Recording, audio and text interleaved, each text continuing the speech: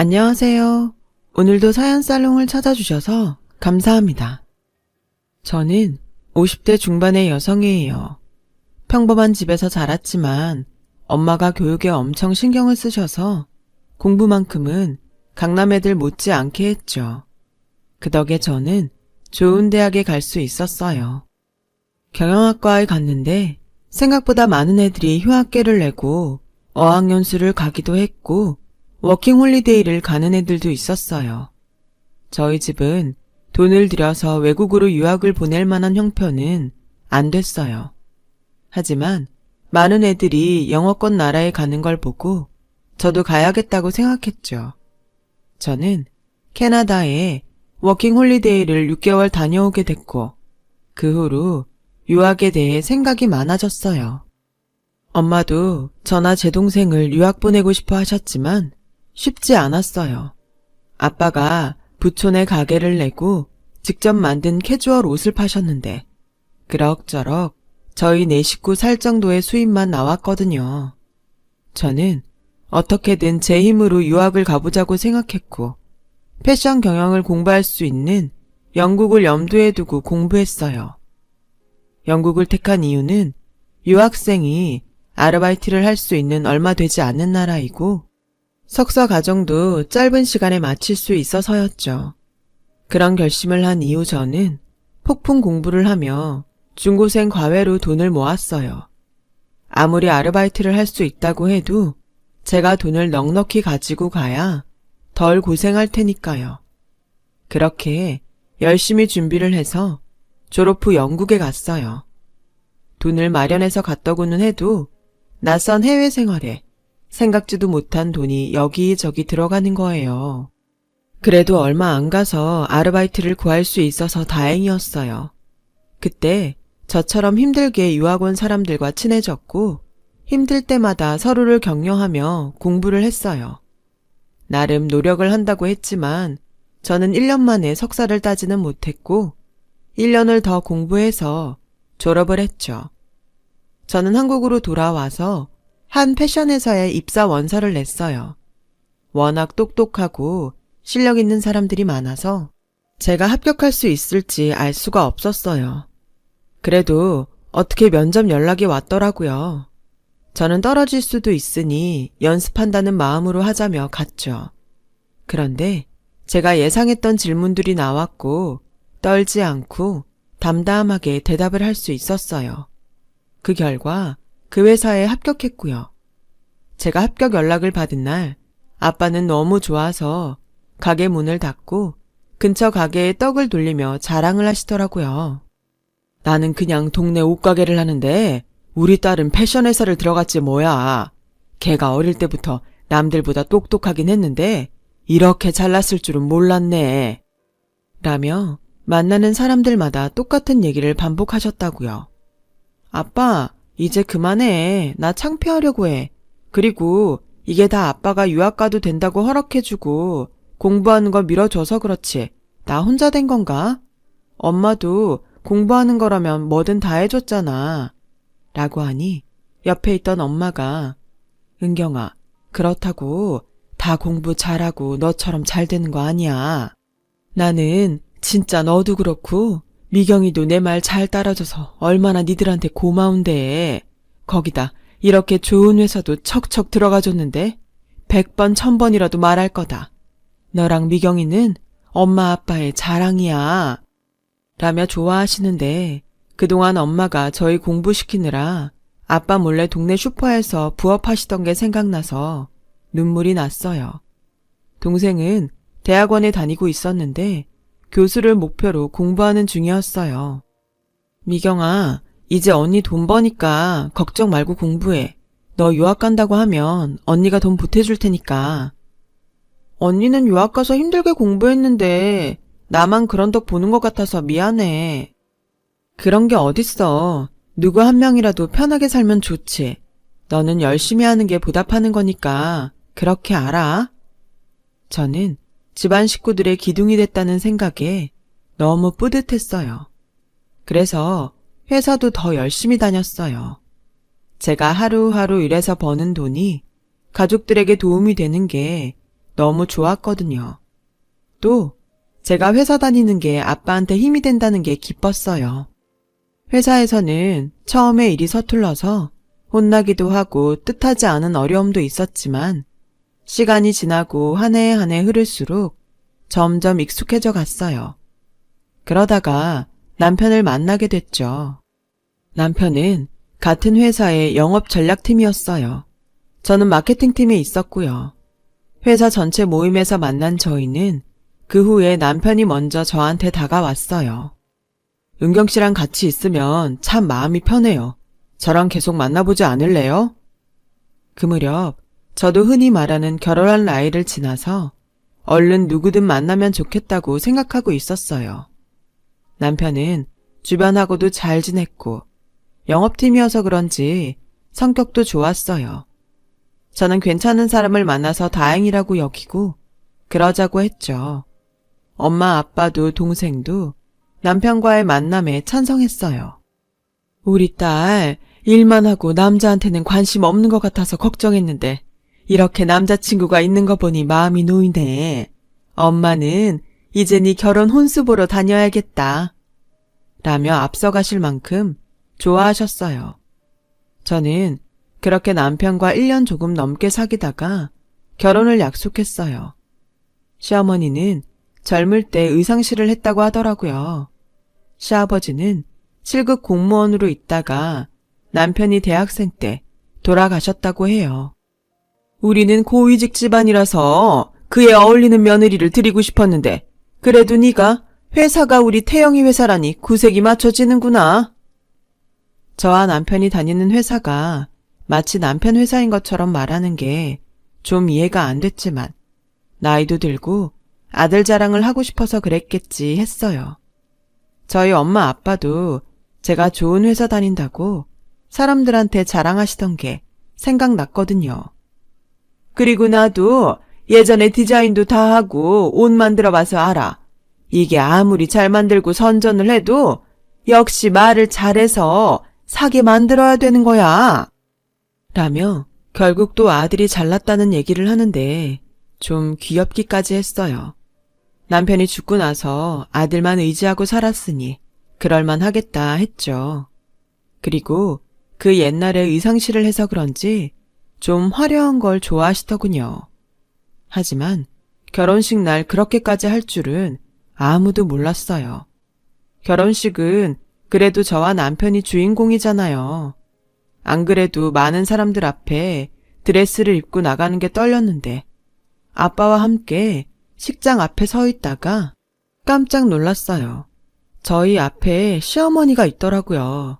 엄마랑 같이 맞췄던 한복이 아니고 아주 고급스럽고 나비와 꽃이 화려하게 수놓인 한복에 밍크털을 두르고 머리에는 보석이 촘촘히 박힌 머리띠까지 하고 있었어요. 저와 아빠는 무슨 일인가 하고 어리둥절해 있었어요. 진행을 맡은 직원이 보다 못해서 시어머니 보고 비켜달라고 했죠. 남편도 어쩔 줄 몰라 하더라고요. 엄마, 여기 말고 저쪽으로 들어가야 돼. 여기는 나랑 은경이가 들어가는 데야. 라고 했지만 시어머니는 결국 문을 열고 버진로드를 먼저 걸어 들어갔어요. 그러면서 자기가 주인공인 것처럼 사람들한테 인사를 하더라고요. 남편은 얼굴이 벌개져서 아빠한테 죄송합니다, 장인어른. 어머니가 너무 긴장하셔서 착각을 하신 것 같아요. 미안해, 은경아. 괜찮네. 어르신이 그러실 수도 있지. 너무 미안해하지 말게나. 라며 아빠는 남편을 다독였어요. 저도 어이는 없었지만 잘못 알았으려니 했어요. 엄마도 동생도 기가 막혀 했지만 뭐라고 하진 않더군요. 좋은 날인데 사돈어른한테 따지는 것도 예의가 아니라고요. 그런데 시어머니는 결혼식이 끝나고 가족끼리 모인 자리에서 며느리가 영국 유학을 갔대서 집에서 경제적 여유가 있나 보다 했는데 그게 아니라 제가 기를 쓰고 일하면서 공부한 거라면서요. 딸을 참 악착같이 키우셨네요. 그러니 저희 집처럼 고위직하고도 만나시고 그렇게 키운 보람 있겠어요. 좋게 봐주신 거라면 감사합니다. 우리 은경이는 악착 같은 게 아니라 야무진 거예요. 아마 사돈어른한테도 패기치는 일 없을 겁니다. 라며 엄마가 한마디 하셨어요. 시어머니는 못마땅한 표정은 지었지만 더 이상 아무 말 하지 않았어요. 그런데 자기 마음에 안 드는 게 있으면 저한테 네 엄마 닮아서 그렇게 교양이 없는 거니? 하긴 그런 억센 엄마 밑에서 자랐으니 남의 나라까지 가서 일하며 버텼지. 라는 거였어요. 처음에는 참으면서 들었지만 시간이 지나도 계속 그러더라고요. 어머니, 제가 마음에 안 드시는 건 알겠어요. 그래도 친정엄마를 자꾸 뭐라고 하지는 말아주세요. 엄마는 저 잘 되라고 열심히 지원해 주신 거밖에 없어요. 지원? 너 지원의 뜻은 알고 말하는 거니? 니네 엄마가 돈 있고 교양 있어서 널 제대로 지원했으면 네가 이렇게 상스럽진 않지. 네가 과일 하나를 제대로 고급스러운 걸 잘 살 줄 아니? 컵 하나를 고상한 걸 고를 줄 아니? 이래서 비슷한 집안끼리 결혼해야 되는 건데 영국 유학이라는 거에 완전히 속았어. 라며 혀를 차는 거예요. 남편은 어디서나 좋은 사람이구만 싶어 했고 엄마 앞에선 더 했어요. 당신이 좀 참으면 안 돼? 난 다른 남자들이 고부 갈등 때문에 죽겠다 그래도 당신이면 그런 일 없을 거라고 큰 소리 땅땅 쳤는데 이게 뭐야? 진짜 이러다가 내가 당신 하소연에 또 엄마 잔소리에 미칠 것 같아. 저는 결혼하고 반년도 안 돼서 시어머니와 남편한테 질려버렸어요. 그래도 제가 한 선택이고 친정 부모님을 실망시키고 싶지 않아서 잘 살려고 노력했습니다. 그러다가 저희 회사가 경영난에 부딪혔고 대대적인 인원 감축을 하게 됐어요. 우선 저처럼 사내 결혼을 하고도 계속 다니는 여자들부터 그만두게 됐죠. 다른 회사들은 사내 결혼을 하면 거의 여자들이 그만두는 분위기였는데 그래도 저희 회사는 좀 관대한 편이라서 제가 다녔던 거였는데 더는 다니기가 어렵게 된 거였어요. 회사에서는 퇴직금을 넉넉히 줬고 저는 그걸로 만족해야 했어요. 그런데 시어머니는 제가 퇴직금 쓰는 걸 간섭하더라고요. 너 잘됐다. 그 돈 절반은 니네 가구랑 식기 싹 다 바꾸고 절반은 잘 뒀다가 태영이 힘든 일 있을 때 써라. 내가 말을 안 해서 그렇지? 니네 친정 안목이 우리 같은 고위직 집안하고 너무 달라서 니네 집 갈 때마다 마음에 안 들었다. 이 기회에 가구랑 식기 싹 정리하고 새로 들여놔. 어머니, 그건 안 될 것 같아요. 저희 집 가구랑 식기가 어머니 마음에 안 드실지 몰라도 전부 새 거고 전 바꿀 마음 없어요. 그리고 저랑 태영 씨 사는 집이지 어머니 사는 집 아니잖아요. 저희가 사는데 불편한 거 없으니 그냥 이대로 살게요. 너랑 태영이 집? 그게 어떻게 너랑 태영이 집이냐? 태영이랑 내 집이지. 네가 고위직 집안에 시집을 왔으면 거기에 맞춰야지. 어디서 이렇게 바락바락 대드니? 그런 얘기가 아니잖아요. 그리고 여기가 어떻게 그 사람하고 어머니 집이에요. 엄연히 저랑 제 남편이 사는 집인데요. 너는 그렇게 배우고 살았는지 몰라도 여기선 안 그래. 밖에 나가서 다 물어봐. 시댁에서 해준 집이 어떻게 네 집이냐? 이래서 천박한 것들하고는 상종을 말아야 되는 건데 내가 영국 유학에 완전히 속았어. 라며 가슴을 치며 분하다고 소리를 지르더라고요. 그래도 가구랑 식기를 다 바꾸라는 말에는 따를 수가 없었어요. 그럴 필요도 없었고요. 남편은 이제 아예 저와 시어머니 사이에 끼고 싶지 않다며 자기한테는 말도 하지 말라고 했어요. 그냥 알아서 해. 당신이 엄마랑 잘 합의를 하라고. 나 좀 괴롭히지 마. 밖에서도 남들 비위 맞추고 협상하고 들어오는 사람한테 엄마랑 당신 사이까지 조율하라고 해? 당신도 좀 잘해봐. 왜 이렇게밖에 못해서 자꾸 분란을 만들어? 저는 그제야 결혼한 걸 후회했어요. 그전에는 아이가 빨리 안 생기는 게 걱정이었는데 그날 이후로 아이가 안 생겨서 다행이라고 생각하게 될 정도였어요. 제가 말을 안 듣자 시어머니는 결국 저희 집까지 쫓아왔어요. 너 진짜 내 말 안 들으면 나도 다 생각이 있다. 지금이라도 얼른 가구랑 주방에 있는 거 다 내다 버리고 우리 집안 품격에 맞는 걸로 바꿔놔. 어머니, 이거 제 퇴직금이에요. 그렇게 바꾸고 싶으면 어머니가 돈 주세요. 어머니도 돈 없어서 못하시는 거 왜 저보고 하라고 그러세요? 이게 아주 이제야 본색을 드러내는구나. 우리 집안을 대체 뭘로 보고 말이야. 라더니 저한테 차 끓이고 있는 주전자를 들어서 확 집어 던지더라고요. 저는 가까스로 피했지만 발등에 떨어진 주전자 때문에 상처가 남게 됐어요.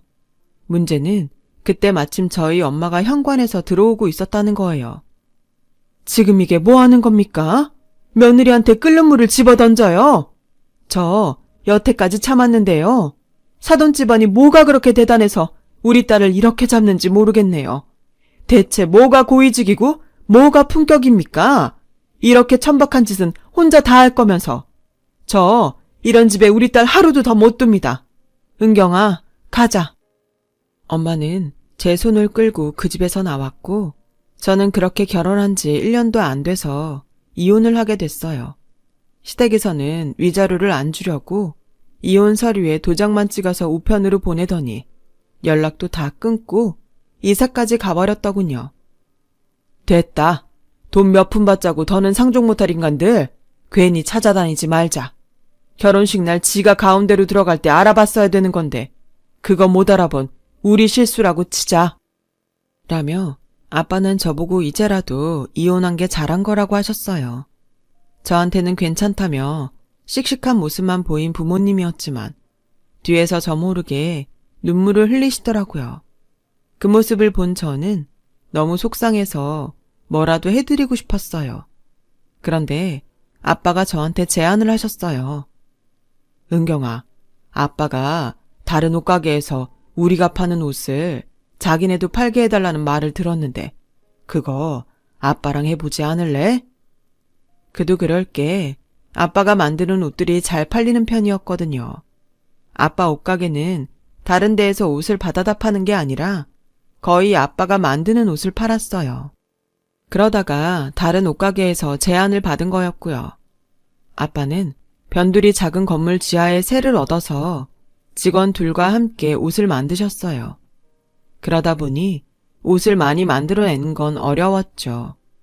저는 제 퇴직금을 털어서 옷공장을 할 장소를 구하고 직원들도 뽑았어요. 아빠가 디자인을 하고 패턴을 만들면 다른 직원들이 각자 맡은 자리에서 미싱을 돌리고 단추를 달고 마무리를 했어요. 엄마와 저는 마지막에 실밥을 제거하는 일을 했고요. 그러면서 어떤 옷들이 더 잘 팔릴지 잡지도 보고 사람들이 옷 입고 다니는 것을 보며 유행을 파악했어요. 또 어떻게 하면 더 사람들의 시선을 끌지 생각해서 옷가게 마네킹 위치도 바꾸고 다른 액세서리들도 배치했어요. 얼마 지나지 않아서 아빠 가게에는 전보다 더 많은 사람들이 오게 됐고 아빠한테 옷을 받아간 가게도 옷이 잘 팔려서 매출이 늘었다고 좋아했어요. 저희는 아예 브랜드를 만들기로 했어요. 인터넷 쇼핑몰도 만들어서 브랜드 이름을 그대로 붙였고요. 저희 옷을 떼어가려는 가게들도 점점 늘었어요. 아빠와 저는 그렇게 사업을 하는 재미에 푹 빠졌고 6년쯤 지나고 났더니 저희 쇼핑몰이 제법 규모가 있고 단골이 많은 가게가 됐더라고요. 저희는 공장이 있는 동네의 작은 건물 하나를 통째로 빌려서 사무실을 두고 매장까지 냈어요. 저희가 직접 운영하는 가게만 2개가 됐고 인터넷 쇼핑몰로도 계속 옷을 팔았죠. 소매 가게들과도 거래를 했고요.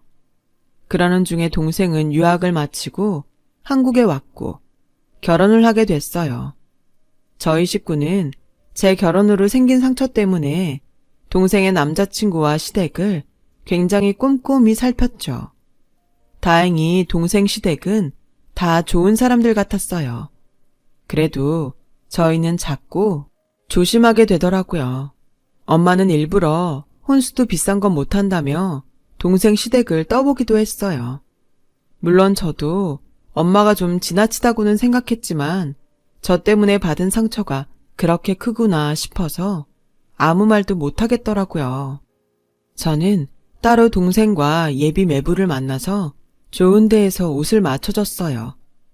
언니, 일부러 이러지 않아도 되는데 우린 괜찮아. 아니야, 내가 해주고 싶어서 그래. 집에서 해주는 거랑 별도로 그냥 내 선물이니까 받아. 이렇게 신경 써주셔서 감사합니다. 처형이라고 해도 되죠? 물론이죠. 우리 미경이한테 잘해줘요. 난 그거면 돼요. 저는 두 사람을 데리고 명품 브랜드 샵에 가서 가방도 사줬어요. 두 사람이 가방을 들고 나란히 거울 앞에 서서 이리저리 보는데 바닥을 닦던 아줌마가 밀대 끝으로 동생 옆구리를 팍 찔렀어요. 모르고 한 거겠지만 동생이 아파하는데도 그냥 가버리는 걸 보니 기분이 상하더라고요. 저는 매장 매니저를 불러서 항의했어요. 매니저는 난처해하면서 사과를 했어요. 정말 죄송합니다, 고객님. 지금 청소 시간도 아닌데 저 청소 직원이 나이도 좀 있는 데다가 들어온 지 얼마 안 돼서 그런 것 같아요. 너그럽게 이해 부탁드려요. 라길래 서툴면 그럴 수도 있겠다 싶어서 그 정도로 넘어갔어요. 그런데 나가는 길에 그 청소 직원과 마주치게 됐고 저와 동생은 그 사람 얼굴을 제대로 보고는 깜짝 놀랐어요. 다름 아닌 시어머니였어요. 시어머니는 저와 제 동생을 훑어보더니 얼굴 근육에 경련이 난 것처럼 실룩거리더라고요. 니네가 어떻게 여길 왔냐? 어떻게 오긴요? 쇼핑하러 왔죠. 라고 차갑게 대답하고는 동생과 매부를 데리고 돌아와 버렸어요. 그 도도하고 대단하던 시어머니가 어떻게 거기서 청소를 하게 됐는지 몰라도 저희를 계속 무시하는 식으로 말하는 건 정말 참을 수 없었어요. 그런데 며칠 후 시어머니가 사무실로 저를 찾아왔어요. 어떻게 안 건지 몰라도 위자료 때문에 연락을 끊었던 사람치고 정말 뻔뻔하다는 생각만 들었어요. 시어머니는 전과는 다르게 아주 불쌍한 표정으로 예, 오랜만에 만나서 반갑다고 한다는 게 내가 그만 실수를 했다. 이해 좀 하고 넘어가죠. 여기는 어쩐 일이세요? 다시는 저 볼 일 없는 거 아니었어요? 그게 내가 좀 급해서 그러는데 돈 좀 빌려다오. 금방 쓰고 갚을게.